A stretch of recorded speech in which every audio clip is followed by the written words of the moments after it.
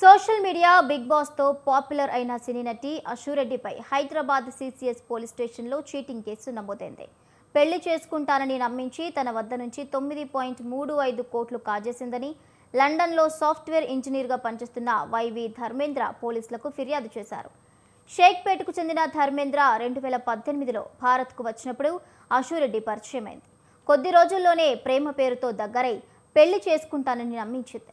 ఆ తర్వాత ఆర్థిక అవసరాల పేరుతో ధర్మేంద్ర నుంచి నగదు, బంగారం, ఆస్తులు కొనుగోలు చేయించుకుని తన పేరు మీదే రిజిస్టర్ చేయించుకుందని ఫిర్యాదులో పేర్కొన్నారు.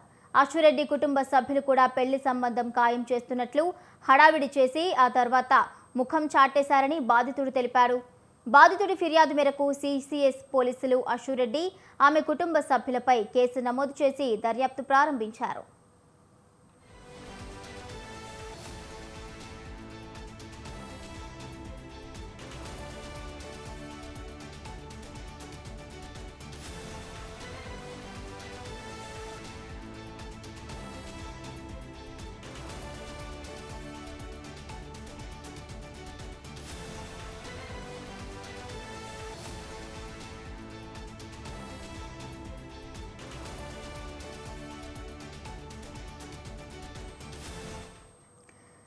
సోషల్ మీడియా బిగ్ బాస్ తో పాపులర్ అయిన సినీ నటి అశురెడ్డిపై హైదరాబాద్ సిసిఎస్ పోలీస్ స్టేషన్లో చీటింగ్ కేసు నమోదైంది.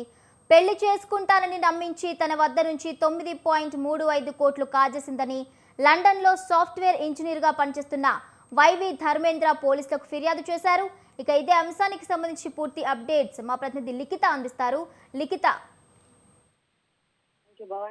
సోషల్ మీడియా అంతేకాకుండా రియాలిటీ షో అయిన బిగ్ బాస్ తెలుగులోనైతే నటి అశురెడ్డి ఆమె నటించడం కావచ్చు, అందులో పాల్గొనడం కూడా జరిగింది. అయితే ఎంతో ఫేమ్ ఉన్న ఈ యొక్క నటి అయితే నిజ జీవితంలో మోసగత్తగా మిగిలిపోయిందని చెప్పుకోవచ్చు. తన పైన తనని పెళ్లి చేసుకుంటానంటూ మోసం చేసి అశురెడ్డి కోట్ల రూపాయలు తన నుండి దండుకోవడమే కాకుండా తన కుటుంబ సభ్యులు సైతం ఈ యొక్క పెళ్లికి ఒప్పుకున్నట్లు నటించి తన వద్ద నుండి ఇటు బంగారం అలాగే నగదు కొన్ని ఆస్తులు కూడా కాజేసినట్లుగా ధర్మేందర్ అనే వ్యక్తి మాత్రం ఈ యొక్క సిసిఎస్ పోలీస్ స్టేషన్ లోనైతే కంప్లైంట్ చేయడం జరిగింది. ధర్మేందర్ 2018లో భారత్ కి వచ్చిన సమయంలోనైతే అతను యుఎస్ రిటర్న్స్ అని కూడా చెప్తున్నారు. ఆ సమయంలో భారత్ కి వచ్చినప్పుడు అశురెడ్డి సోషల్ మీడియా వేదికగానైతే అతన్ని పరిచయం అవ్వడం జరిగింది. ఆ పరిచయం కాస్త ప్రేమగా మారినట్లుగా కూడా తెలుస్తోంది. అయితే వీళ్ళిద్దరూ పెళ్లి చేసుకున్నాము అనుకున్న సమయంలో మాత్రం కొంతవరకు మనం సెటిల్ అవ్వాలి, కొన్ని ఆస్తులు తనకు ఉండాలి అంటూ కూడా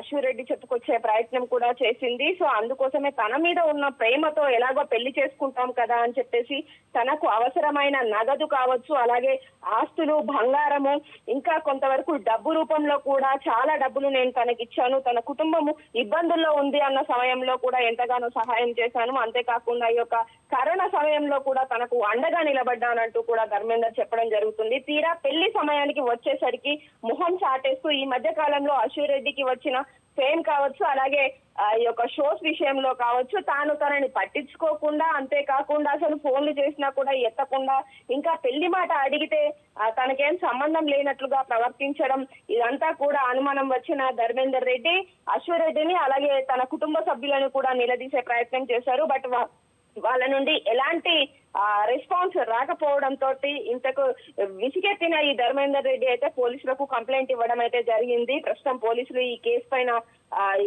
ఎఫ్ఐఆర్ ఫైల్ చేసి అలాగే ఈ యొక్క దర్యాప్తు అనేది కొనసాగిస్తున్నట్లుగా అశురెడ్డి కూడా ఇప్పటి వరకు దీనిపైన ఎలాంటి స్పందన అయితే ఇవ్వలేదు. కానీ త్వరలోనే తనకు సంబంధించి అసలు ఈ ఇష్యూ పైన అశురెడ్డి ఏ విధంగా స్పందిస్తుంది అనే విషయం పైన కొంతవరకు ఆసక్తి అయితే నెలకొందని చెప్పుకోవచ్చు. అసలు అశురెడ్డికి అతనికి పరిచయం ఈ యొక్క సోషల్ మీడియా వేదికగానే జరిగినట్లుగా తెలుస్తోంది. ఎంతో ఫేమ్ ఉన్న నటి కావడం, అంతేకాకుండా తనకు మంచి స్నేహితురాలుగా ఉండి ఆ తర్వాత ఈ యొక్క ప్రేమ వ్యవహారం కావచ్చు, ఆ తర్వాత పెళ్లి దాకా దారి తీయడం, ఇప్పుడేమో తాను అసలు నాకు ఎలాంటి సంబంధం లేదు అంటూ కూడా మాట్లాడుతున్న ప్రయత్నం చేస్తున్నట్లుగానైతే తెలుస్తుంది. అయినప్పటికీ కూడా ఈ కేసుకు సంబంధించి అసలు ఇరు కుటుంబ సభ్యుల యొక్క వాదన విన్న తర్వాతనే ఏదైనా డిసైడ్ చేయగలమంటూ అధికారులు చెప్తున్న పరిస్థితి కనిపిస్తుంది. మరి అశురెడ్డి ఈ విషయం పైన ఎలా స్పందిస్తుంది అనే విషయం పైన కొంతవరకు ఆసక్తి అయితే నెలకొంది.